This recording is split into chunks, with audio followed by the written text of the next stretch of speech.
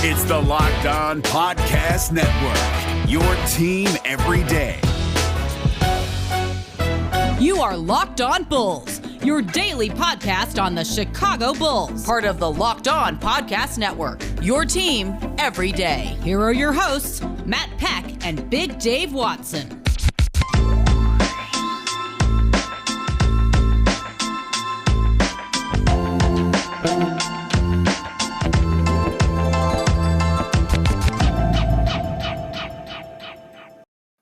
What's up and welcome into Locked On Bulls, part of the Locked On Podcast Network, your team every day.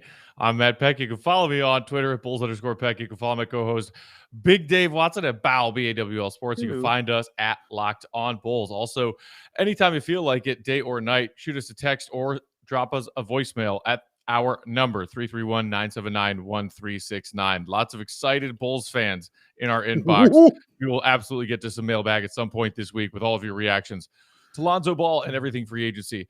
So, Big Dave, we're recording this late on Monday night. Free agency has been going on for about 6 hours now. We've already done 2 episodes today. Yeah. One pre-free agency, one post-Lonzo Ball. And we're going to hop on. We're doing this one because, you know what? We made another move. I'm not sure when this is going to be in y'all's feeds. Maybe tomorrow morning. We'll see. But we have to talk about Alex Caruso. We got to talk about Daniel Theis. We got things to talk about. Okay. I was like, okay, maybe we're done. Maybe the Derozan thing's not going to happen. We'll see. All of a sudden, like I'm going down to like the trash chute because I'm doing a little cleaning amidst all of my craziness of free agency day. And I get an alert and I'm like, okay, the last like 10 alerts have had nothing to do with the Bulls. Wait, Woj, Bulls, 4 years, $37 million. Alex Caruso? What? I love it. What was your reaction to this signing, Big Dave? I tell you why I enjoy it, Matt, is because AK and Eversley continue to do things where they're like doing this in one hand, but they're doing this with the other. You know what I'm saying? You never know what this hand is doing. You never know. You never let the left hand know what the right hand is doing. That's for you kids. But they always do something to fool you and to shock you. So yeah, everybody knew. They're like, oh, of course, Lonzo Ball. That's not shocking. Well, who? Alex, what? I didn't even know you were on the radar. Yeah, he was on the radar. And it's a great move. I was having a conversation with my nephew, talking about Lonzo Ball and everything. One thing my nephew loves, and I love, and you know this, Matt, is goons. I love goons on the team. You got to have them. Sure. They're necessary, and they got to be there. The Bulls didn't really have any goons, and he kept saying they don't have no goons. Like, they got to get that guy, who's going to be that goon for them. Enter Alex Caruso, the perfect goon for the Chicago Bulls, and not just the Bulls. I don't think he's ready for the kind of love he is about to receive from Chicago Bulls Nation. If they love anything, it's a guard, and let's be real, it's a white guard who's tough-nosed, hard, tough guy who looks like something. He's got a quirk about him. Dude's wearing headbands all the time. And he's athletic and he's skilled. He'll dive on the floor. He'll play that hard, tough-nosed defense. He won't complain. He'll just go out there and he'll do his job. And he'll hit big buckets. And he'll get key steals. He'll do those little things that would, adhere him to a lot of Bulls Nation. Kirk Heinrich comes to mind. This goes way back to like Jerry Sloan. Andres Nocioni. Archie Diacono, for goodness sakes. The king of it. He had a whole career here for it. So those guys are beloved here in Bulls Nation. But here's the kicker. He can play. He's good. Caruso can shoot. Caruso's athletic. He will dunk on you and you'll be surprised about it. So, yeah, I think it's a good signing. I don't think the contract was too crazy either. It was surprising, but I was very happy it happened. Yeah, I mean, just because the guy absolutely, without a doubt, was Elmer Fudd's stunt double in Space Jam, the original, doesn't mean he can't play. I mean, every time you saw Caruso have a wow moment, whether it was a Bulls-Lakers game or just you saw it on like SportsCenter Top 10, dude's got sneaky hops. Just because he's bald and he wears a headband, he's 6'4" and he's sneaky athletic. And I think the thing that he addresses that maybe Derrick Rose didn't. And we can get to Derrick Rose in a little bit, but he's 6'4", he's got a 6'6" wingspan, and he hounds people at the point of attack defensively. And that is something that the Bulls were just absolutely atrocious at last season. Yeah. He is a net positive defensive player. And some might say, well, aren't you kind of doubling up? Like, you already got Lonzo. Lonzo's a net defensive player. Yeah, you know what? Like, this Bulls backcourt was so devoid of defense last season. Yeah. I don't have a problem at all with AK and Eversley adding 2 net positive defensive pieces to their backcourt. And Caruso, like Lonzo Ball, is also a threat behind the line on the offensive end. He shot 40% from downtown for the Lakers last season. It is only on, I want to say, 2.5 or so attempts per game, so it's not high volume. But if he could be a viable threat playing off the ball at times and can take some ball handling pressure away from whoever he's sharing the court with, whether it be Lonzo and or Zach LaVine, I'm all for it. And like, you can crack your jokes, but you're right, man. I think that between like the white guards thing with this Bulls franchise and then also this Bulls fan base that is just like, are you kind of weird, but like in a weird way that we can embrace your weirdness? Yes. Joakim Noah, Bobby Portis, Dennis Rodman. Yes. If you're our weird guy, we will love you, weird guy. They will fall deeply and madly in love with you. And Matt, even the 2 3-pointers that you mentioned don't bother me. It's because he was barely playing 20 minutes a game. So, getting 2 3-pointers and shooting 40% from there while averaging, I think, 1 steal a game in under 20 minutes. Yeah, that's productive. And I want that on my team. Because, again, we didn't have that. We kind of lost that veteran kind of leadership with Garrett Temple, things like that. And here's another thing it brings in. It brings in a champion on your team, a veteran champion, a guy who actually has seen winning and knows how to do it and who was a part of it. So that also helps. These are all key things to making a good basketball team. You have to have that good mix, that good blend, man. Everything has to kind of work right, which is why Chef Arturis and Chef Mark are out there killing it right now for the Bulls, man. It's just so fun, man. It's just so fun. And so some Bulls fans thought that maybe that money could have been better spent elsewhere. And we will get to Daniel Theis in a minute.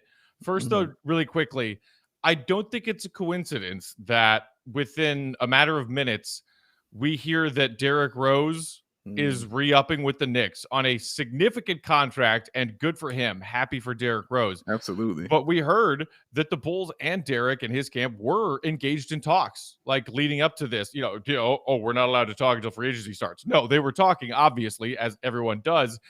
And Derrick, I think, deciding to go back to New York led the Bulls to say, okay, Derrick was a fun idea, but here's this backup plan, and it's a pretty darn good backup plan. Yeah, that's the great thing. You put it really nicely, Matt.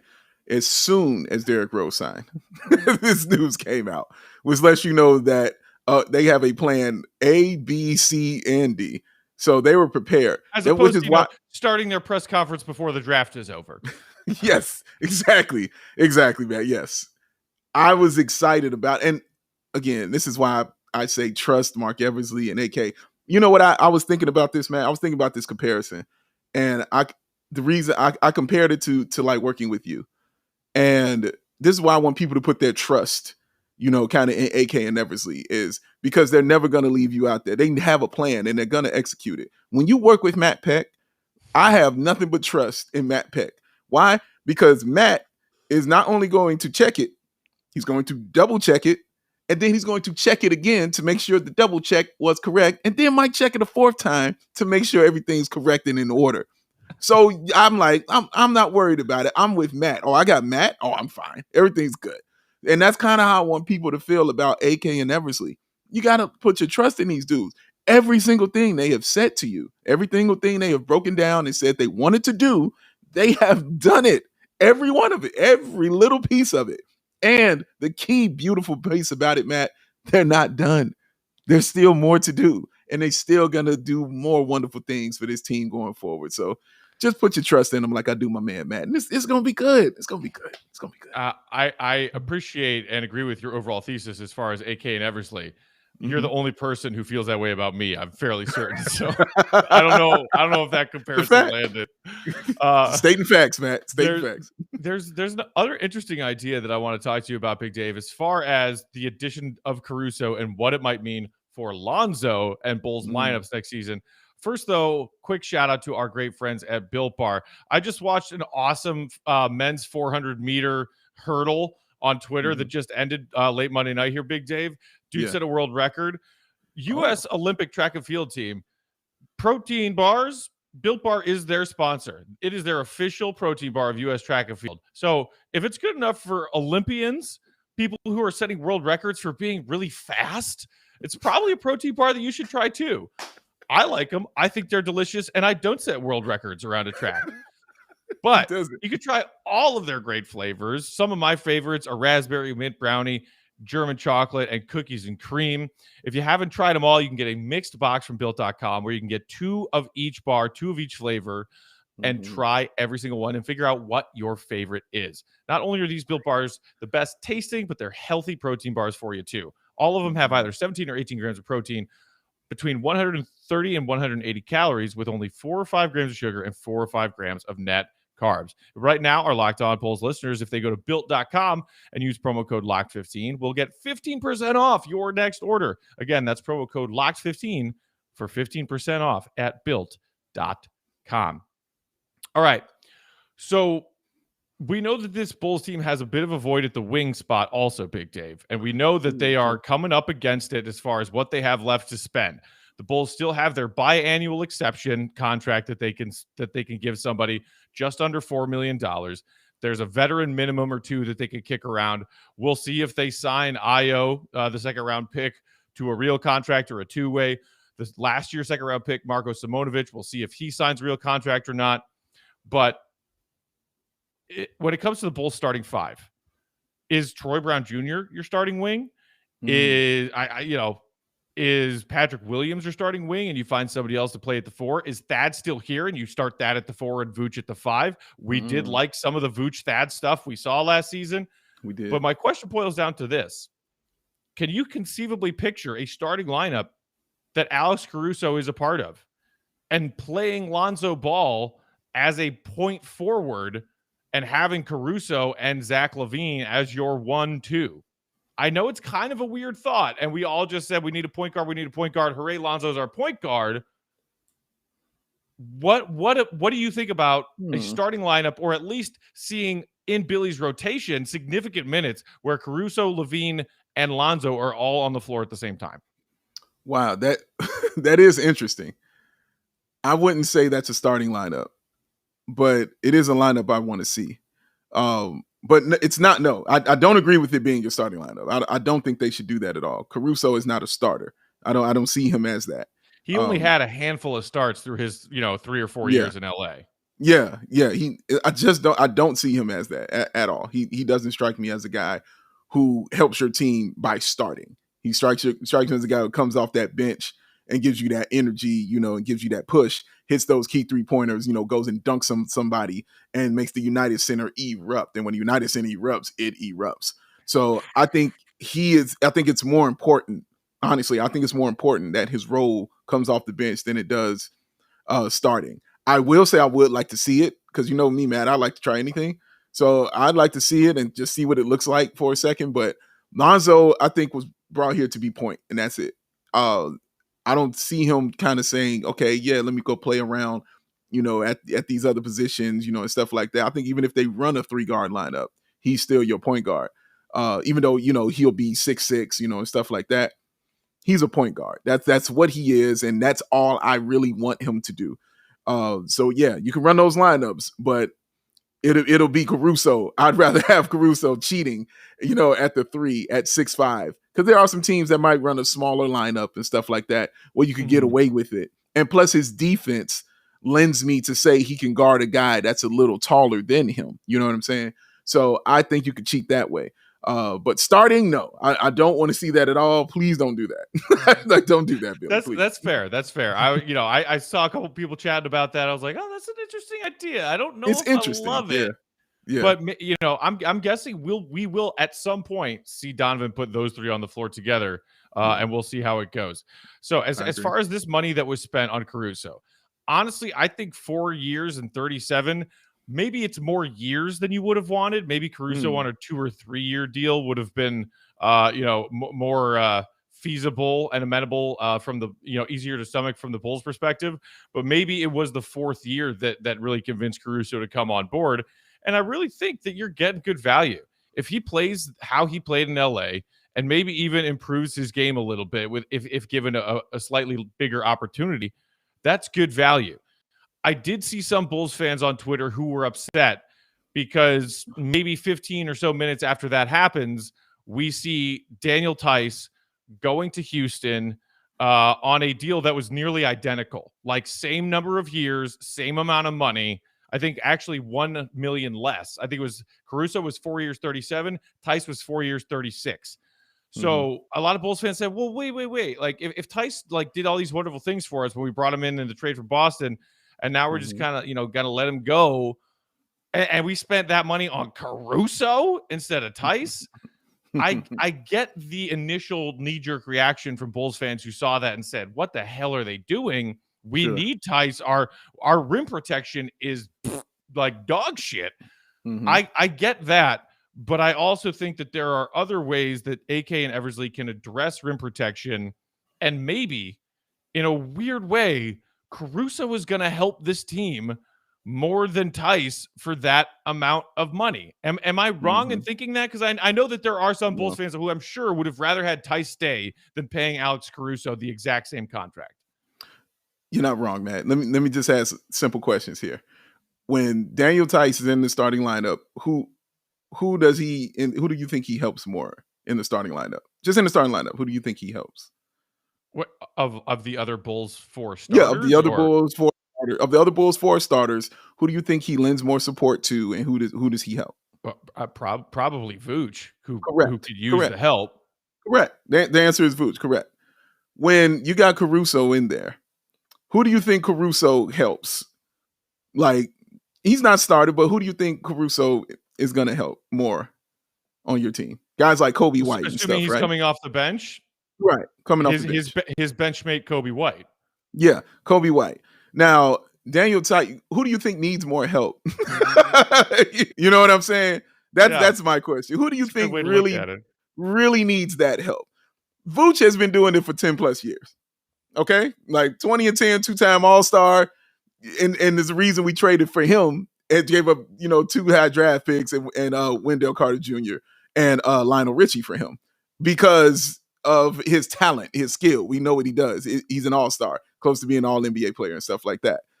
Kobe White needs help, period. He needs that help, especially defensively. He still needs help trying to figure out how to run an offense. He still needs help about finding out where he needs to be defensively because he gets lost a lot on those things. Even with Vooch coming in, and kind of slowing it down for him, and showing him, the offense and stuff like that. On the other end, he still needed that support. He still needed that kind of help. Caruso helps that. He's going to help that. So even in games when Kobe White is not doing his thing, Caruso, could you come in here and do this for me, please? Thank you very much. Yeah. You can't do that with Daniel Theis. Like, Daniel Theis is the starter. I can't look behind him and say, he's having a bad game. Oh, I got to ride with him. I just got to ride with him. Like, you just got to go with that. No, man. He's supporting the young guys who truly, truly need the help. Now, DT we all like DT. Nat, we talked about it a lot on this show, how much we wanted him to stay. We did. But we also talked about the reality of it that he ain't going to be here. Like, it just felt like that. You just felt like he wasn't going to be here. We appreciate what he did. But I am telling you, you need more help in that backcourt than you did helping Vooch. Vooch is going to be all right. But Kobe White, Ayo, those guys are going to need some help. Those guys are going to need to figure out where they need to be. And Ayo will get better defensively also, I think, because of this. Because now you got 2 defensive point guards. Oh, my God. Now I got Ayo watching him, learning how to do things. So I like the fact that it helps the backcourt more so, than it does Vooch, who will be fine. And I do still think that the Bulls front court could use another piece. Sure. I hope that, as I said, they use either the biannual exception they still have at their disposal or maybe a veteran minimum. I don't know if you heard that rumor going around, like it was either Saturday or Sunday, that maybe like the Bulls and JaVale McGee had some mutual interest. And I was like, oh my God, give me JaVale McGee on like a $3 million deal. I will take that 8 days a week. Turns out earlier tonight, he signs a 1-year deal to go with Phoenix and see if he can win a chip with them. But, something similar to that, a vet front court guy who can come in and give you some depth, because we lost Theis. And in some ways, Theis gives you that gritty, like hustle play kind of stuff. He's a smart offensive player, not a great shooter, an okay one. He's an underrated passer, all those things. You know who's still here after the Sato sign and trade? You know who we can still have after we sign and trade Lowry away?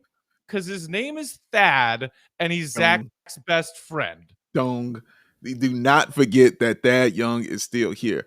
Now, his name has come up in trade talks and things like that. Untradeable. But he's untradeable. He's still here. So worst comes to worst, I still got myself a power for it. You know what I'm saying? I still have that. So if worst comes to worst, and a guy who obviously is good and who knows the offense and who's played next to Vooch already. So, and he doesn't have to be a point guard. He doesn't have to be a point guard anymore. He was our point guard. Think about it. I still want the Thagic triple-double, Dave. I want it so freaking bad. He came so close so many times last season. So close. He was right there, man. But Thad's still here, Matt. He might still be here, honestly, after all is said and done. We know Lowry is going to get shipped on out, but he still, might not be here and stuff like that. But, you got him, and he's valuable, and he can help your team. So, I'm not mad about that. I'm not. It's such a happy day that I'm not mad about it at all. I'm not mad. You know what? It'll be fine. And then, the one other element and wrinkle to the Daniel Theis stuff, and then we can move on and take a couple of comments before we get out of here. The deals that came through about Theis's deal with the Rockets, it is going to be a sign and trade. Bobby Marks earlier today said Houston had an $8.28 million exception from the Oladipo trade. Could be smart to take Theis in a sign and trade to preserve the 9.5 mid-level exception, which would give Chicago a big trade exception.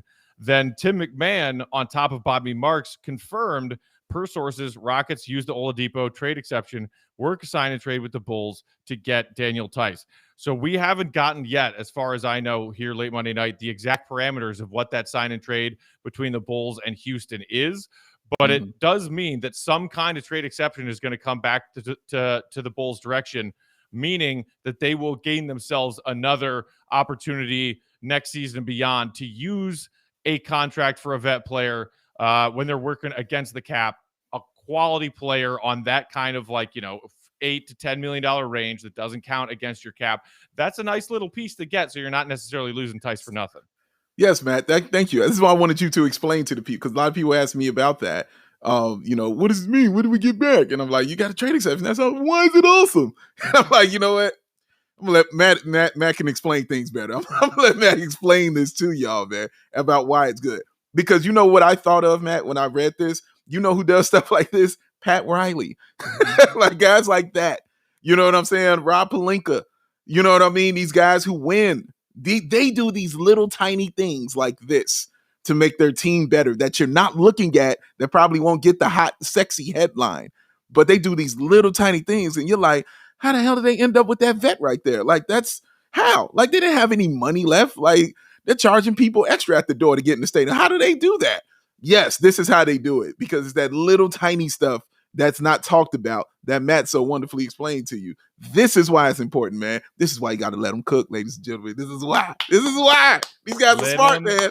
Let them cook. And by the way, I can't say it enough times. If you really want the nitty gritty of Bulls and how NBA salary caps work, you got two people to follow. Our guy, Bulldog, a.k.a. Kevin Anderson, and Ryan, a.k.a. the Bulls GM on Twitter. They both know exactly what they're talking about in ways that even I do not. So follow them if you want to know exactly what the Bulls cap situation is as we enter late Monday night and into Tuesday morning.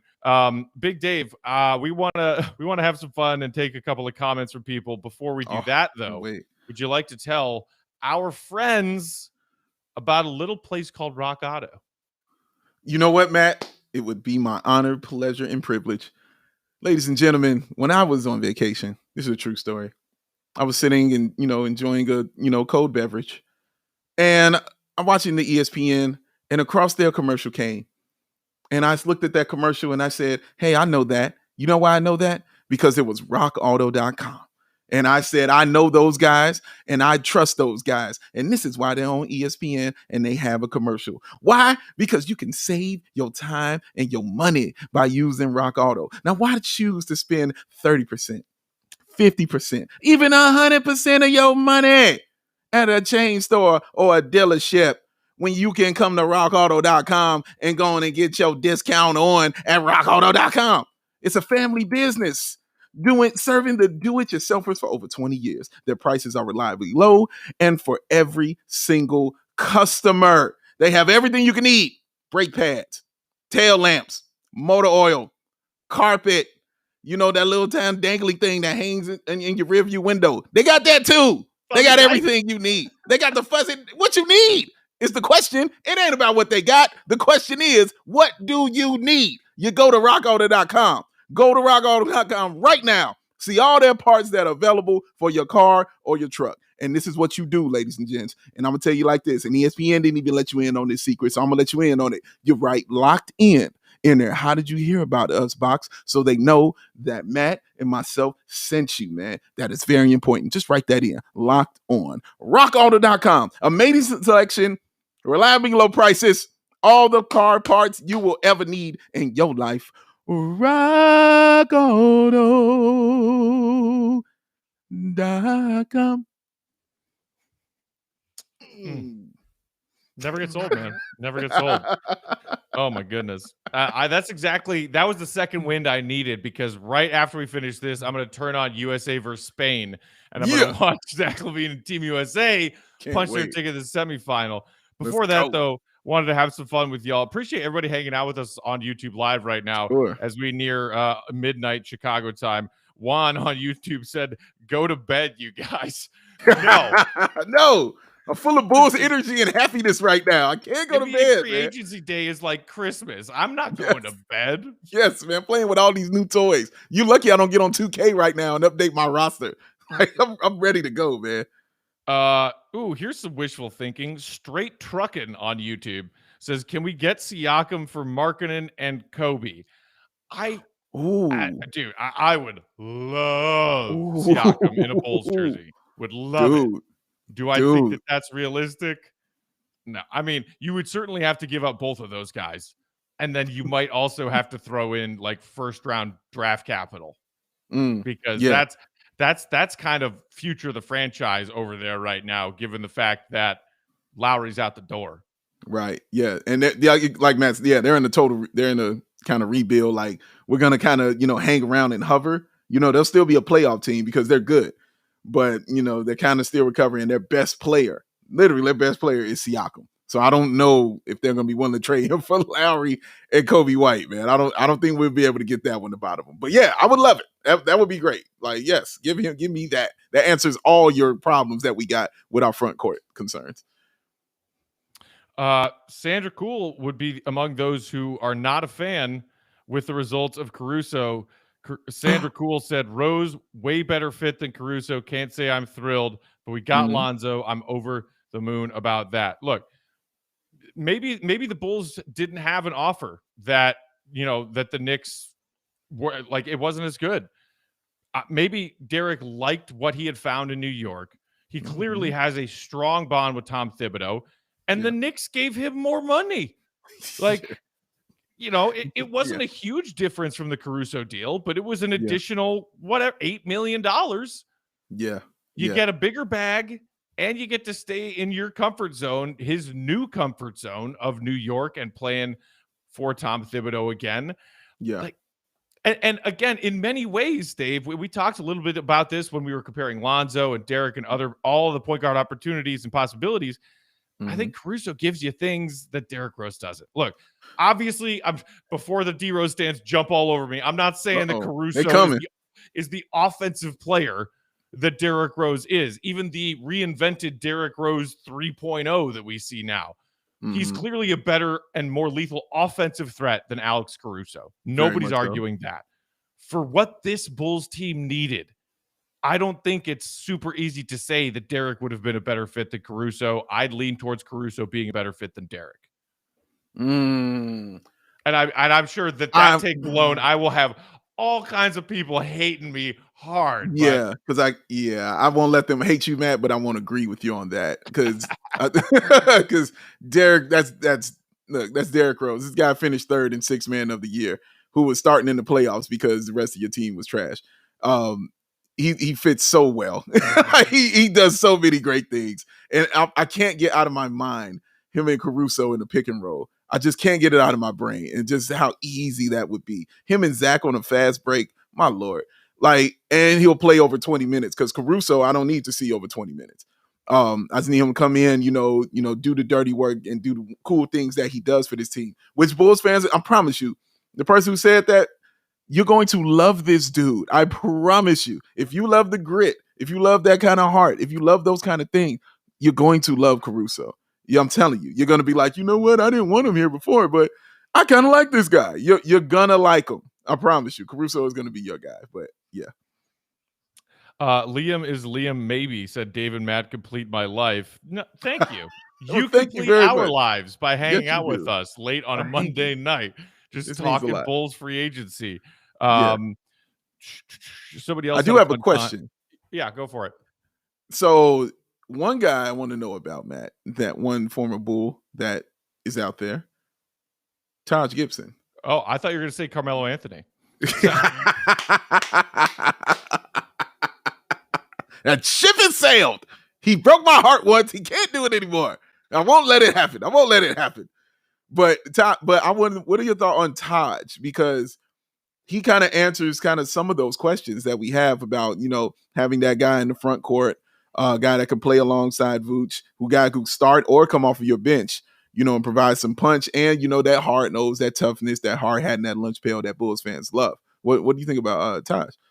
I love it. Is he an unrestricted free agent? Did he just sign that 1-year deal with the Knicks? As far as I know, he has the 1-year deal, and looking at it right now, 2021, he is a unrestricted free agent. Oh my God! I mean, I feel like it would be really hard to pry him away from the Knicks now that he knows D Rose is coming back. Ooh, that's a good point. He's got D Rose and his guy Tibbs there, and he's from New York. The Knicks spent some money today, but they didn't spend a ridiculous amount of money. Wait, are they the team that signed Evan Fournier to that ridiculous contract? They are the team that signed Evan Fournier. Yeah, it's weird that they did that and paid Derrick Rose collectively $100 million.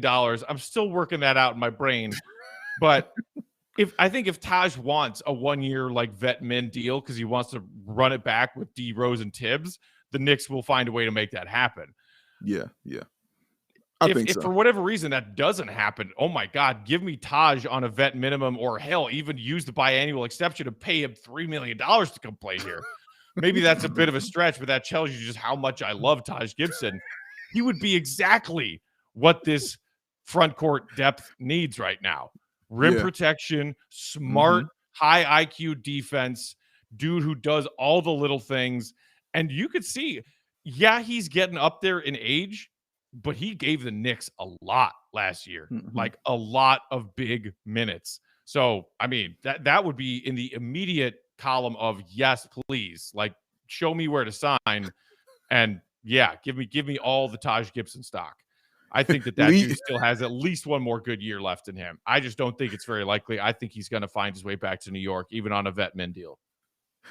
Liam maybe says $300 million 1 year for Taj, 100%. Not our money, Liam.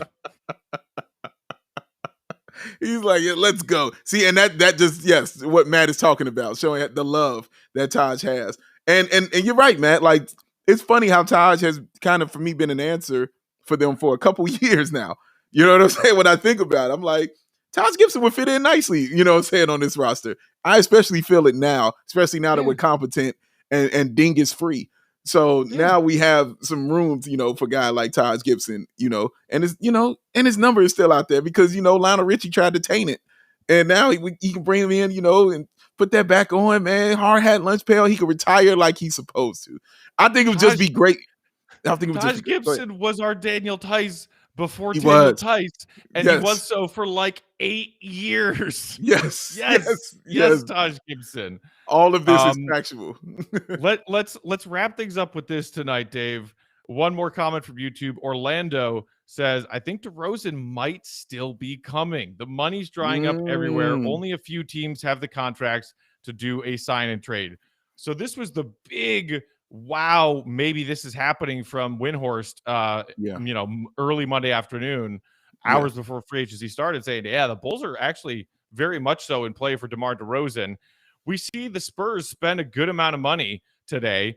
They sign our old pal Dougie McBuckets to like a substantial deal. They also signed Zach Collins. And so when that happened, a lot of people said, okay, well, if they sign Zach Collins, does that decrease and or eliminate altogether their desire and need for one Lauri Markkanen in a sign and trade?